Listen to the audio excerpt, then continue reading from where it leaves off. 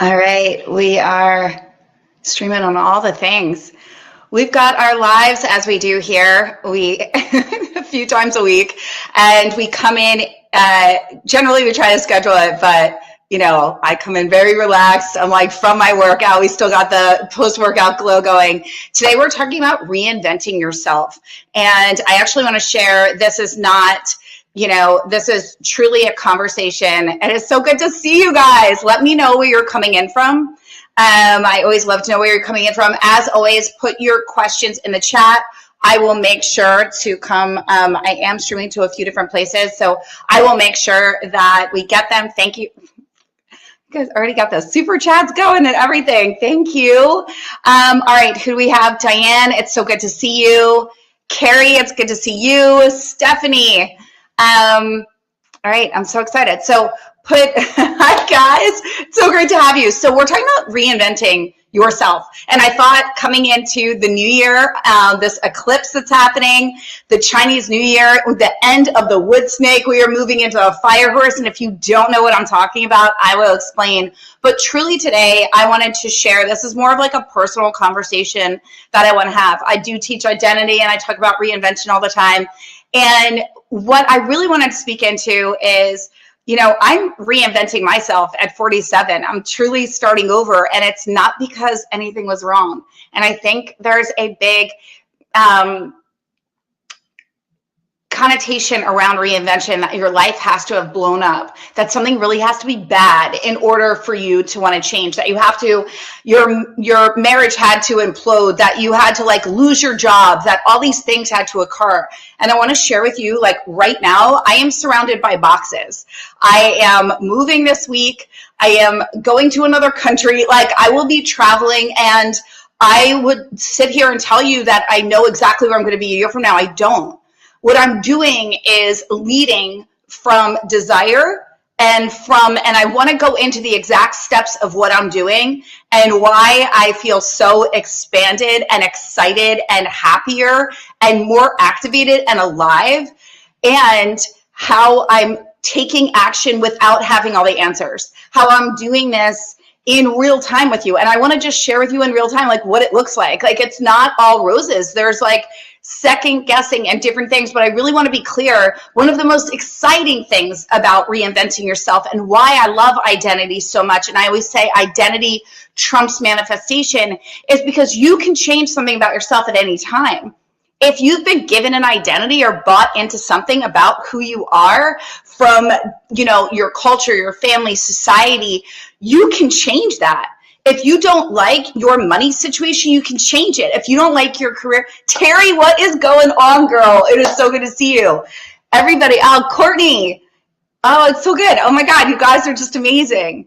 I love all the love. I love all the heart. Like I'm like emojied out in the best of ways. I mean, I love your emojis. So thank you. So I wanted to really share this today because, especially if you're in midlife, this is the point when everyone, I mean, let's be honest here, 40 is like the new like 20. Like it's, and if you haven't heard that, I just started it, okay? Midlife is the main stage, baby. I'm like, you gotta grab the microphone because you are the star, the director, and the producer. So today I really wanted to come in and share how I'm reinventing my life at 47. I am literally starting over when nothing is wrong. And when I say starting over, I don't mean that like I'm burning the ships down and like nothing like that. What I'm talking about, and I really want to say something that may make people uncomfortable. What if nothing is wrong and you still want more? Have you felt that? What if your life is good, stable, respectable, even enviable, success, all that? And something in you keeps nudging you and whispering and keeping you up at night and having you revisit those dreams that you didn't follow through on. And you hear this voice inside of you that says, is this it? Like, is this really all there is? Especially if you've had a lot of success early on in life. Or if you're sitting there and you're like, I have the kids, got the great marriage, I've done a lot of things. Why aren't I satisfied? And there could be a part in you that's like, what is wrong with me? Like, I remember looking at friends of mine and I'm like, why don't I just want to like stay in my hometown? Why didn't I want to be a teacher? Like, why did I want to be an entrepreneur? Like, why did I Like, why did I want to go to New York City? Why did I want to travel the world? Why did I want to then have like the laptop lifestyle? Why did I want to write a book, podcast? Like, why do I still keep asking me what's next? Because I want to feel alive, right? And so if you hear yourself, and I would love to hear, have any of you found yourself asking, is this it? Not from drama, not from breakdown, but from standards. See, standards is what holds you to a higher level. We didn't come here to stay status quo. At least I didn't, and the people that follow me didn't. The women in my audience and community and men, they're going like, how much better can it get? Like they achieve something then, and I will even say inside Limitless Academy, they're like, and then this happened, it was so good. I go, good. Now ask, how could it get even better? And they're like, oh, right? Oh, and so at 47, I'm reinventing my life, not because anything collapsed, not because anything was wrong, not because I'm sitting there and I'm like, this isn't working or this. And it's not because I was so unhappy. It's because I refused to live average and ordinary. That's not why I came here. And that's what this conversation's about today. It's about asking ourselves and listening to the whispers, the nudges that we hear from our higher self that's saying, I have something else for you. What if you made a right instead of a left? What if you went to that party and said yes? What if you went on that date? What if you said yes to that business opportunity? What if? And that's what this is about. So if you've ever felt that quiet nudge, just type more in the comments. I really would love to hear, and I'd love for you guys to share. And if you felt that, it doesn't mean that you're unhappy. And maybe you are. Maybe you're like, I was unhappy and I needed to be redirected to something better, right? When life intervenes, I'm always like, hey, if you have the motto that everything's working out for me, if you lost the job, if the marriage didn't work, if something happened and you had to, move to a different place, if you really buy into the motto, which I think is like the most life-changing motto, is everything is always working out for me, then you know you're being redirected to something so much better. So what if you want to reinvent a part of your life or your entire life, not because you're unhappy, but because you don't want to settle, because you know there's more, right? Generally, the women in my community, they want extraordinary. And they know that there's more, and they know that their default programming of less than or was inherited. It actually was never them. So here's what I call the good life problem. And it is a problem because this is what I find so interesting. We've been conditioned to believe that reinvention requires crisis, divorce, burnout, rock bottom, cancer, illness, midlife meltdown, right? Like, that's not my story. My life is good. It's good right now, right? But I remember, and this was about a year ago, actually, almost to the day, which is crazy. Almost to the day. I actually can't believe that because I find timing fascinating. I was in a loving relationship, and it was everything that I had said I wanted. Somebody that's like, let's do marriage, let's do kids. They hadn't been married before, and they were ready for all the things. And we had a good relationship, and there was nothing wrong with it. My family liked him. Like, everything was good. We got along great. But I sat there, and he said to me, when you ask yourself, is this it? Like, this is it for me. And I had a very real conversation with myself where I was like, I had to listen to this little whisper in my heart that's like, this isn't it. There's something more. Can you trust in the more and let go of the good? Can you let go of okay, good enough to go for great, to go for extraordinary? And I think we all have that. Can you stay in the career that's safe? That's good. There's nothing wrong with it. Everybody likes you. You know what to expect. The money is good. You're good at it, but you don't love it. You're not lit up by it. You're like, I could do this for the next 20, 30 years. I mean, if I had to, yeah, it's fine. There's a lot worse out there. When you start saying there's a lot worse, you're not living from your heart's desire. But that also takes a special leap of faith, right? So I was in a relationship where I was told, right, the life, the baby, the stability, checked all the boxes. And I found myself, I have a beautiful home. I'm living in Florida. I'm near family. And I was like, God, like, I don't know, something doesn't feel right. And I was like, this just can't be.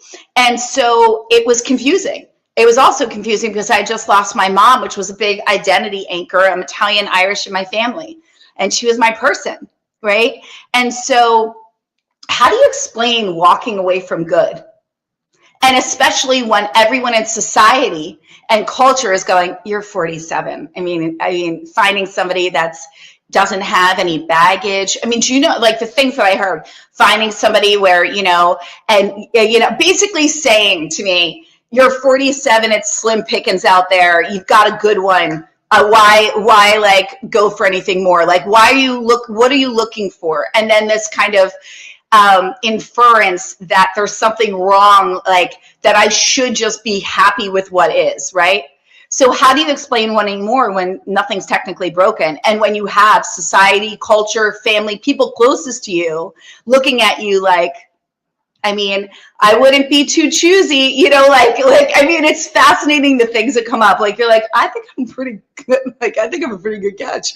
So that's not drama though. That's discernment. And I really wanted to make that distinction today because I want you to be honest and ask yourself, have you ever felt that way? Where you're going, it's good enough. And there's this little part in you. It's not loud. There's this little part though that keeps nudging going, but what if we didn't say yes to that job? What if we did go travel? What if we did say yes to this job? What if we went for the thing that scares us? What if we took the chance? So I want you to be honest. Have you ever felt that way? Where you almost wish something was wrong so that you had a reason to walk away?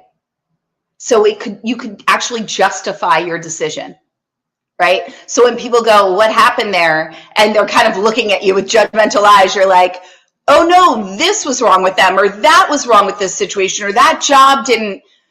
It's harder to actually walk away when you're like, I'm walking away towards something different because I'm trusting my intuition and a desire in my heart and a feeling that I have and an inner knowing that there is something better. And I would rather take a leap of faith on the something better than have a life of okay, good enough, always wondering what would have happened if I just did that. Because the truth is, what's meant for you truly will still be or won't fully pass you by if it's truly meant for you, right? So that's where I want to say there's that moment where I had this big, is this it? The question of all midlife questions, is this it? Is this really all there is? And there was a quiet moment where I asked myself that, is this the rest of my life? Is this where I want to, is this where the next chapter starts? Where, it will be that staying here, doing this, what not, right? If we were going into the kid zone and all of that, does this feel true in my body? Would I feel fully expressed? And that answer was no. It was almost. I heard almost. You're so close. And almost is really dangerous. Guys, it's really a dangerous place. And I just want to speak into this. Have you had an almost moment? Almost is where people settle for decades. I didn't come this far to coast. I didn't come this far to only come this far. Can you relate to what I'm saying?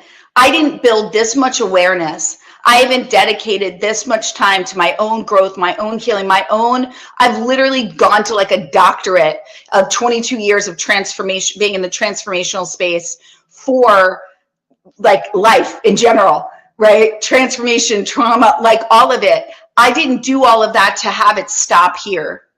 I didn't come this far to go, it's good enough.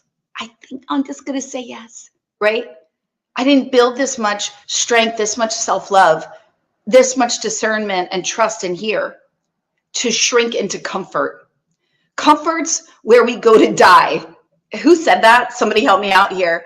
your comfort zone, you're not alive. When I started off this live, I said I've never felt so alive and activated. Now, reinventing myself in real time, I just came from a family weekend where I live a very different life than everybody in my family.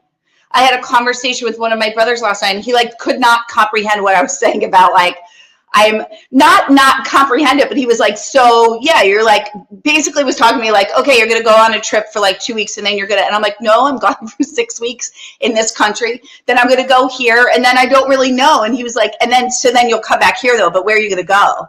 And I was like, no, I'm just going. And I've got a one-way ticket. I'm going to see where it goes. And of course, I live a very different life, and he's never, I've done that before. I've done the one-way ticket before. I built my life that way.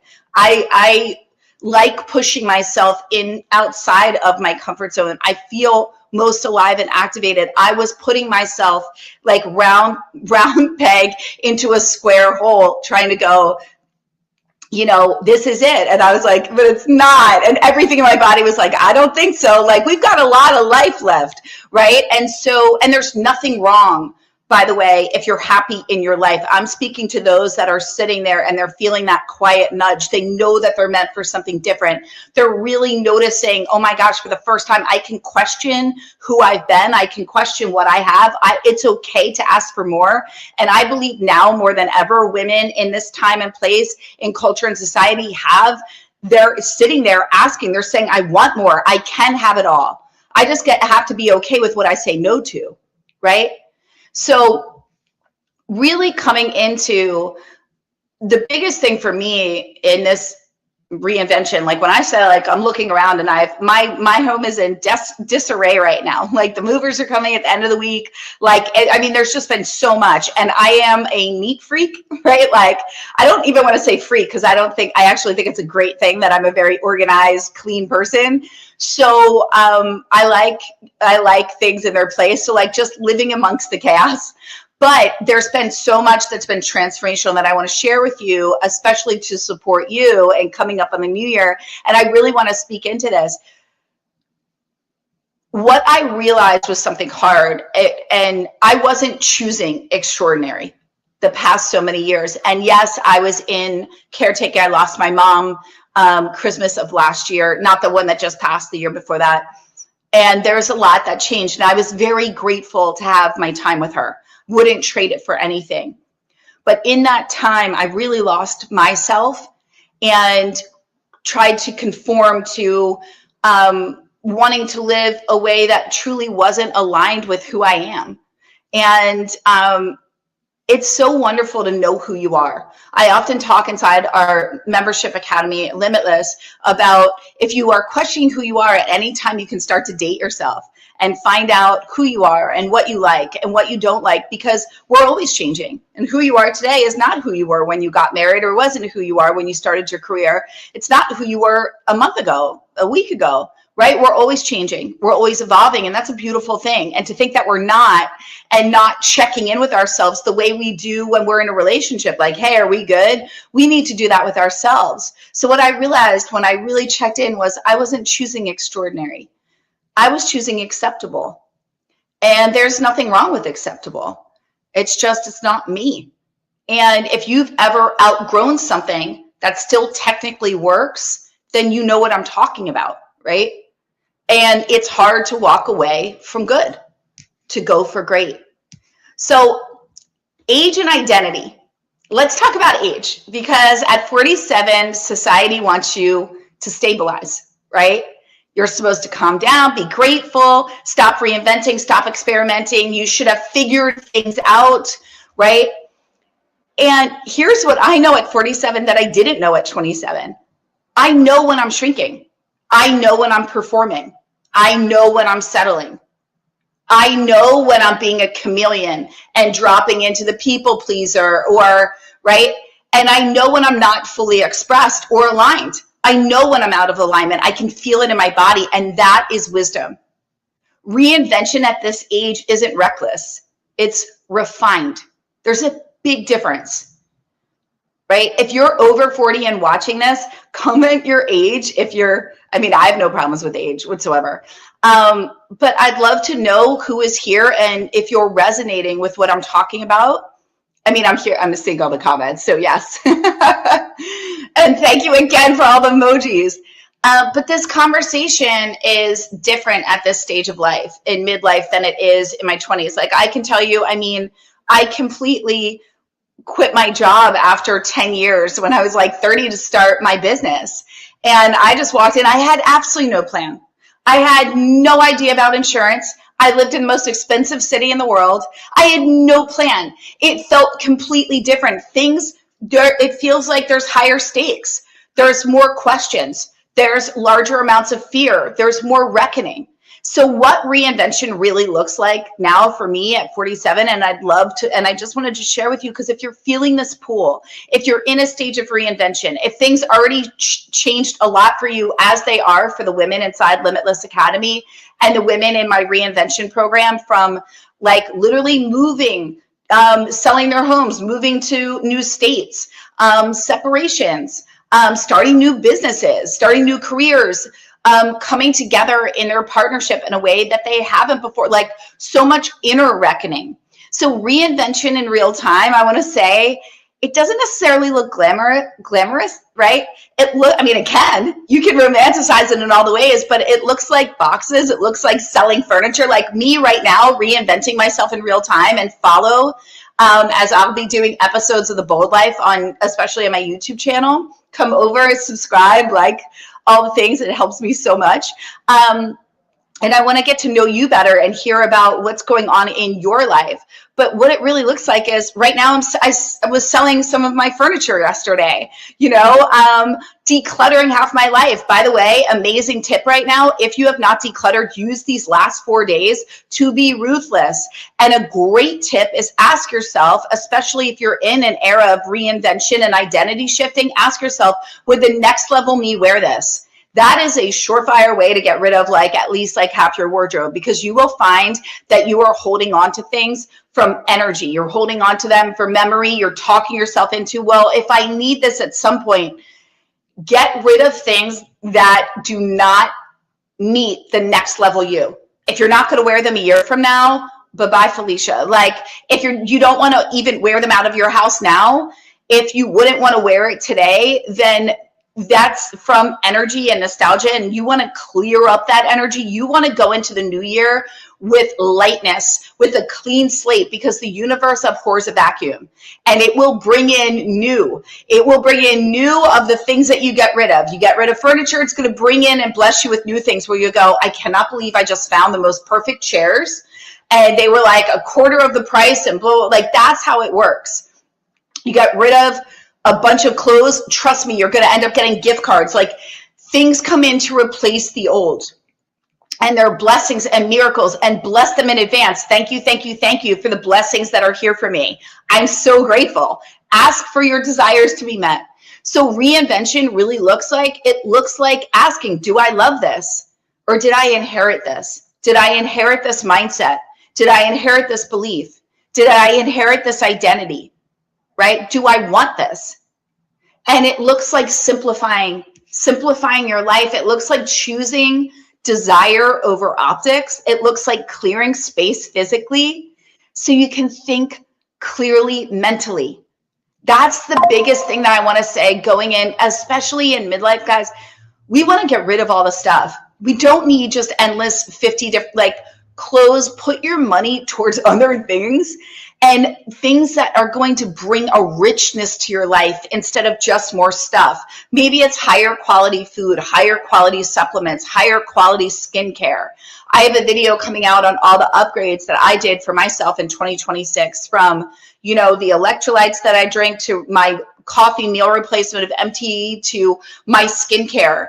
I put your money towards investing in your body, your temple, and your mind.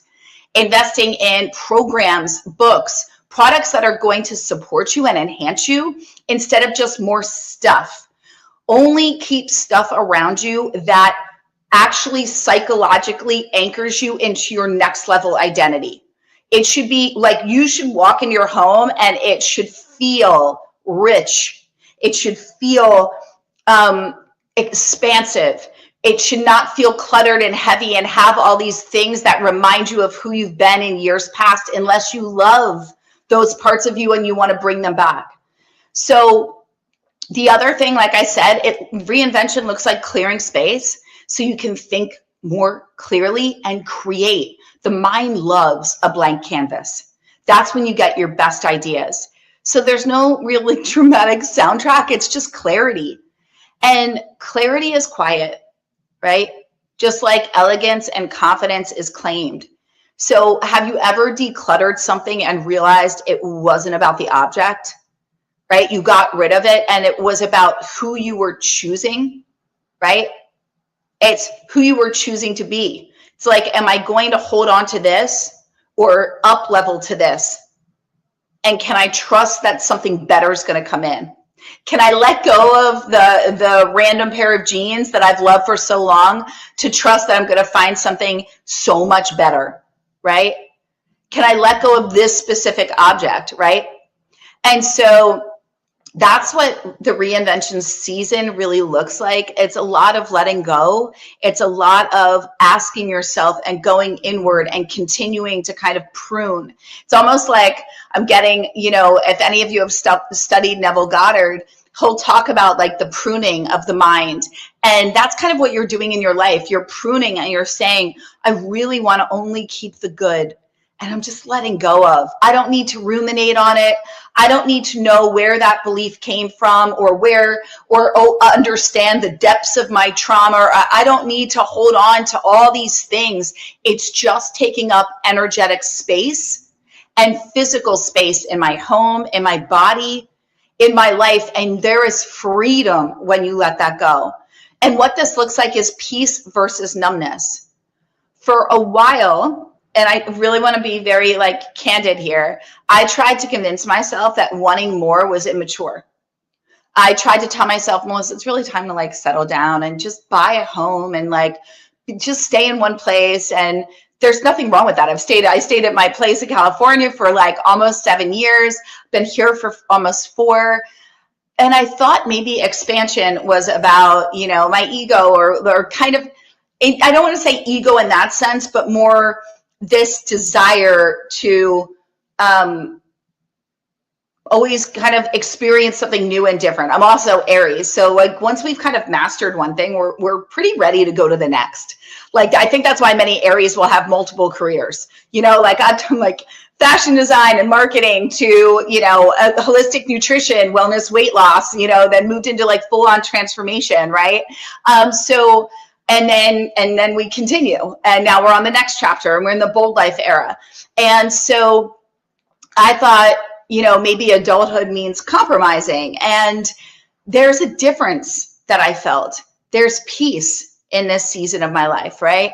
And then there's something that's called numbness, right? And there's stability, and then there's stagnation. So we've got peace versus numbness. Really understand the difference, and you will notice it, because peace is, I go to bed with a peace of mind. You're ready to go to sleep 9 o'clock. You're just really, you're in a felt experience and intentionality with your life, versus numbness, which is I'm numbing out, I'm doom scrolling, I'm overeating, I'm emotionally eating, I'm sitting in front of the TV, I'm staying up late for no reason. There's a difference. You really want to identify which one you're in. There's stability, which stability is not the age old, like my parents, it was you marker that you did it in life. You got married, you had children, you own a car, and you own a house. You retire by 50, if you're lucky. That's just not our lives. First off, I don't want to retire. I really love what I do. It's just so different now. So we have to decondition. But this idea that stability comes from owning a home, from just being married with children, stability comes from you. It's an inner felt experience. And then there's stagnation. People often mistake stability living in Groundhog's Day and just being that's just what I do and it's good enough. And that's where, I question, right? I wasn't in pain. I just wasn't activated. I didn't feel alive. And you can feel alive in a day doing a multitude of things, but I really wanted to feel life. I wanted to live. I wanted to push the edge. I wanted to feel the discomfort, to know that I was growing. See, if we're just constantly staying the same, that's not why we came here. Our souls were animals by nature. Our souls came here to expand and to express. They don't want the same Groundhog's Day. That's how we actually age backwards, the longevity of the mind, through constantly learning, right? Learning new languages, going to new cultures, being activated in life. So I want to ask you, are you feeling activated or stagnant? And I wanted to feel activated by my own life, not chaotic, not like I need to push and strive and struggle, but activated, like I'm excited. I like that I don't exactly know what tomorrow brings. And yes, everybody's got different things in life. I do not have children. So there's a different level of stability, right? I was talking with my one sister-in-law and she's like, well, I don't know. Like, I just have to go with what's going on with she's got a 2-year-old, like what happens with her, and that kind of plans my day. There's different levels. You have to know where you are, but you can still feel activated, energized, and excited in your day, no matter whether you're in one place. And you create and ask yourself, where have I created stagnation and where have I allowed it, versus being present to it and intentional in the life that I'm living. So what I teach and what I really like is, it's the standard, right? We really want to look at what are the standards that we set. The greats in any arena don't settle because something works. They refine, they expand, and they ask, what else am I capable of? And at 47, I found myself and I said, I'm not interested in shrinking into comfort. I'm interested in seeing what I'm made of, not from insecurity, but from curiosity. And there's something powerful about saying, I don't need to break down to upgrade who I am. That's sovereignty. Do you guys get? So yes, thank you. Okay.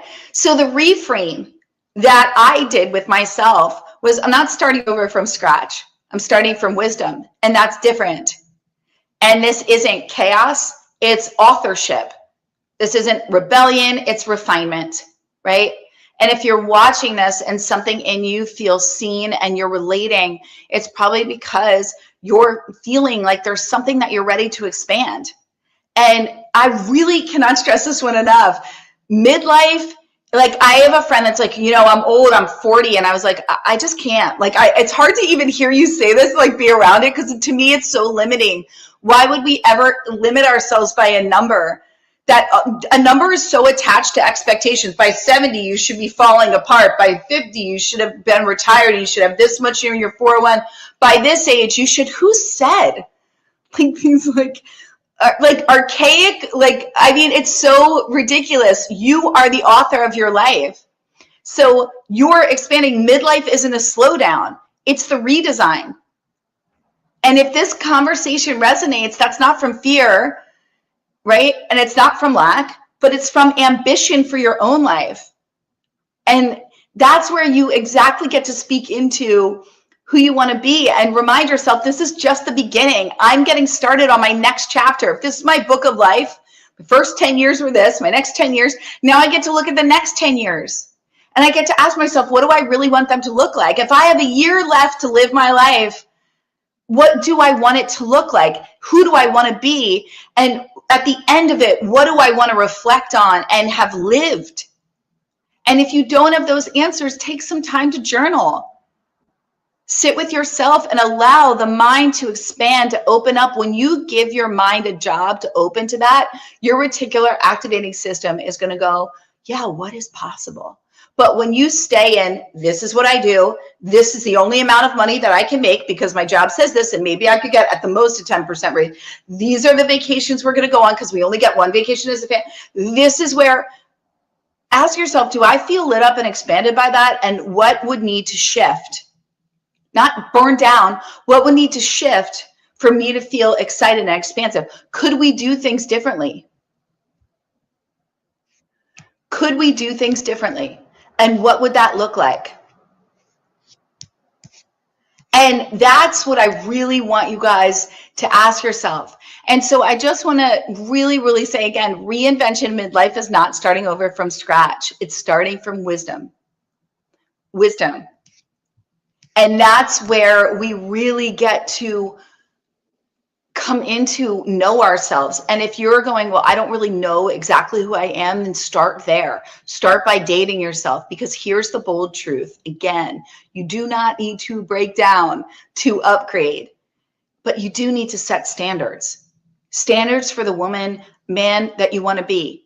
Standards that ask yourself, what am I capable of? Am I actually living to my highest and fullest potential? What are the dreams that I've left unfulfilled? What are the things that I put on the back burner because I said I didn't have time? Do you know how many clients I have that when they got the new job, when they quit the job, when they retired, they go, I don't know what to do with myself. And I go, all those years that you said, if I just had the time, I would do. And now you know, you're like a fish out of water. And it's understandable. But this is where we want to ask ourselves, because we can start living that way now. I love, if you guys don't know Jesse Easler, he is married to, my brain is not working at the moment, the founder of Spanx, Sarah Blakely. And I was listening to one of his YouTube videos. I love learning from anybody that's older than me, has done better than me, and can give me insight. And he was talking about what he does for a powerful year. And he said that one of his childhood best friends, a cop, like does like 6 trips a year, where he takes like a 1-day trip, and he plans one like throughout, like one every other month. So he always has them to look forward to. So at the end of the year, he's done 6 like adventures, and he'll take his kids with him, and they'll do different things, whether they're going to go to like Yosemite or they want to like whatever. And it doesn't have to be expensive. Like it can be anything. And I love that. And it's talking about really finding ways to make your life as rich and expansive in your own right, that's going to work for you and work in your life. And that's what I want to encourage you to. It's about asking what you can do in that way. And so if you enjoyed this video, in the next live that we're going to be doing, I'm going to be talking about something that I haven't said publicly yet. And it's what it actually costs to choose more, not financially, but identity-wise. The people that don't understand you, the friends, the family, and I'll share, but because the hardest part of reinvention, it's not logistics. Everyone always thinks it's planning and where are you going? What are you doing? It's who you have to stop being. And if you think this video was about boxes and relationships and moving, that's just the surface with reinvention. The real shift is internal. And I'm going to break down that exact next step. So make sure you're subscribed, because part 2 is where it gets really real. And I'm going to share with you exactly what has to be let go of, and what the new pattern interruptions need to be, and how you actually shift your identity in real time while you're doing this, so that you have that quantum leap. And if you don't know what a quantum leap is, it's when somebody goes from like they're in debt to $1 million in like 8 months, and you're like, how did you just do that? Or, you know, you've been watching them and you're like, your channel just went from like 500 views to 1 million. What did you just do? It's when we collapse time and have expansive, almost miraculous results, where you know that God played a hand. And that's the most fun. And it's also looking at yourself and having those really dropping into those big dreams. And I'm talking, if you don't know what your big dreams are, if I said to you, what would blow your mind a year from now, and you don't know, then you haven't been dreaming. And the imagination is the godlike mind. And if you aren't dreaming, well, then what are we doing? So stay tuned for part 2, where I'm going to take you through exactly what I did and what you can do too. Make sure to please subscribe, like, and share this video with someone that you know that needs it. And I wanted to,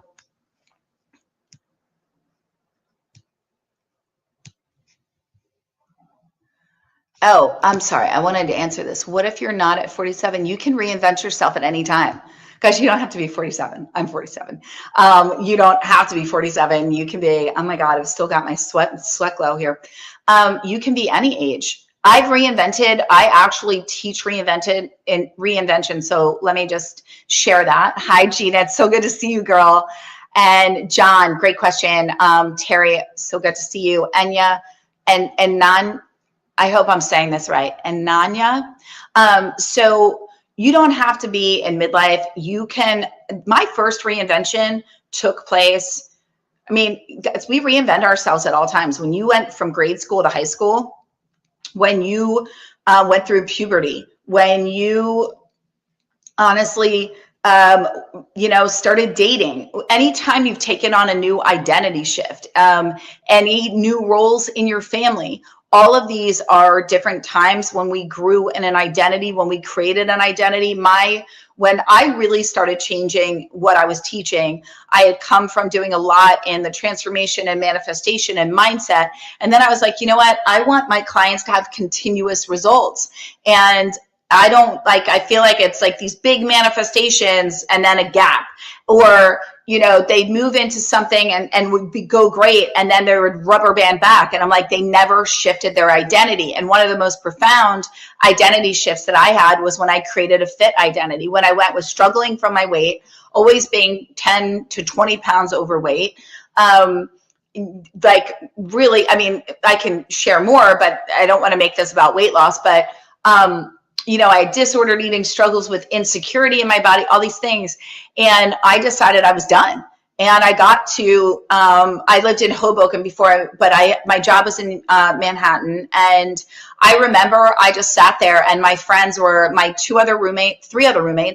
We'd come home from work, grab a pizza, and they'd sit down and watch like Friends and like Sex in the City, totally dating myself. And I remember I was like, I'm so done feeling like I don't like what I'm seeing in the mirror. Like, I just want to lose weight in a healthy way.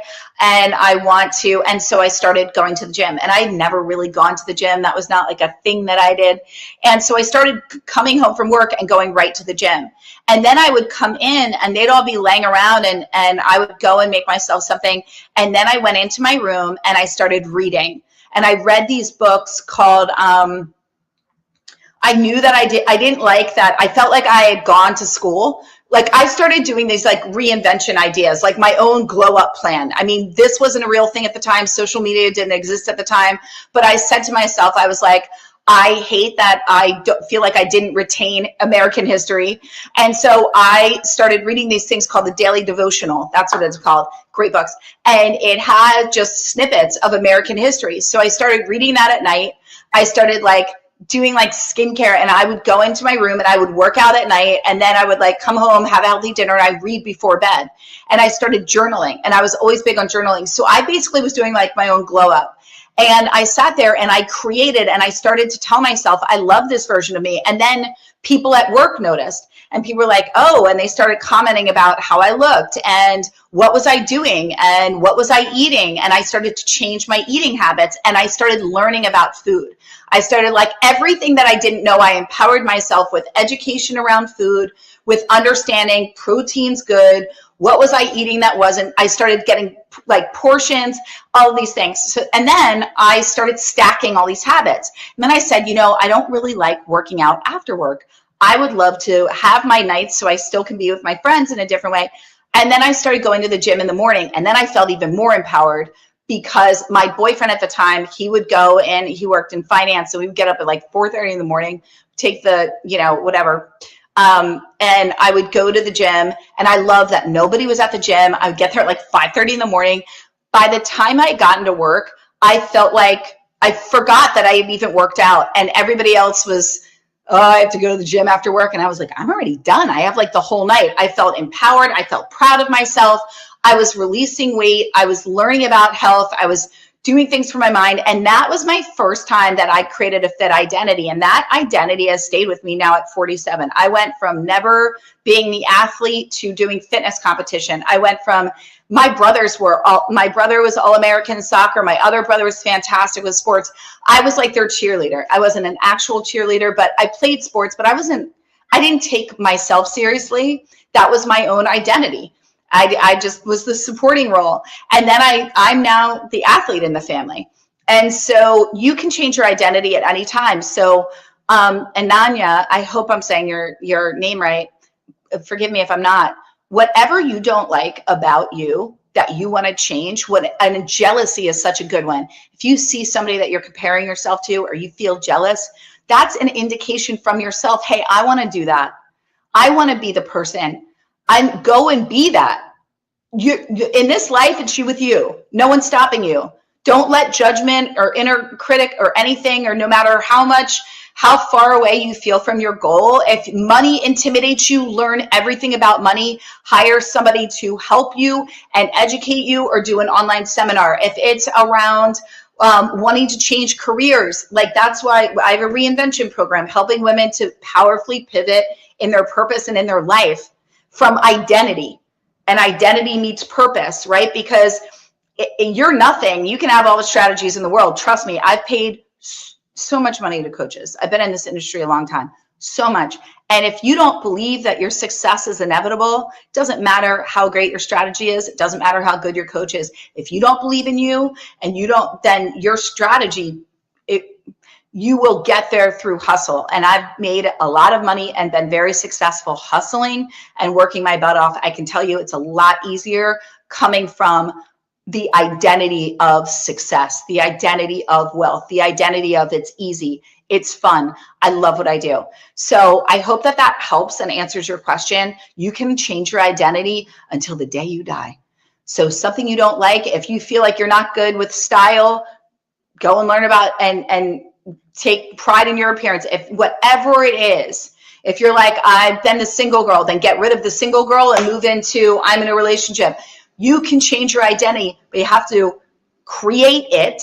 And that's why I have this barcode right here. This is my identity shift program. Guys, it's literally $44. It's a mini workshop with a workbook that takes you through exact how to create the self-image, self-concept in the most detailed way. So for those of you that are like, I don't really know who I am, I don't really know what I want, this is the best thing to do for you before the new year. Like wherever you're watching this, like I'm just telling you, it's worth the $44.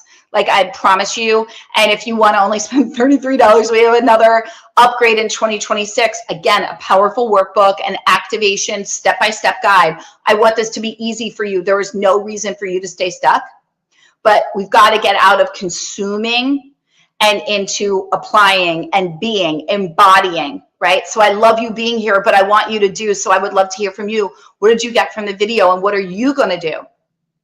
What are you going to take from this today? I would love to hear. Please share this and stay tuned for our next live. And for those of you who haven't, it means the world to subscribe and comment on my videos. It helps the algorithm, helps so much, especially on YouTube, where I am committed and growing, and obviously on all the platforms. I'm so grateful for all of you, for our epic community and audience, and you just mean the world to me. Thank you for being here. Stay tuned for the Bold Life. We will have our season starting soon. And if you want to see the behind the scenes for Reinvention in real time with me, stay tuned, because we got the move happening this week. And I would love to hear, where do you guys think I'm moving to? You have to let me know what country. Where do we think I'm going? That's going to be the month of March. So stay tuned. All right, guys, all my love. Have a beautiful and blessed day. Bye.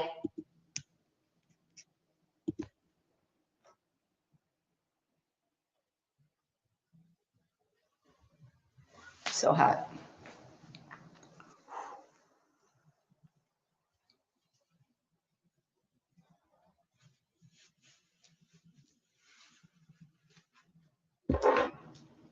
Did this not end yet? I'm like so hot. There's like way too many lights. I'm in a full sweat. I'm really looking forward to showering. Thanks guys for being here. I love you all.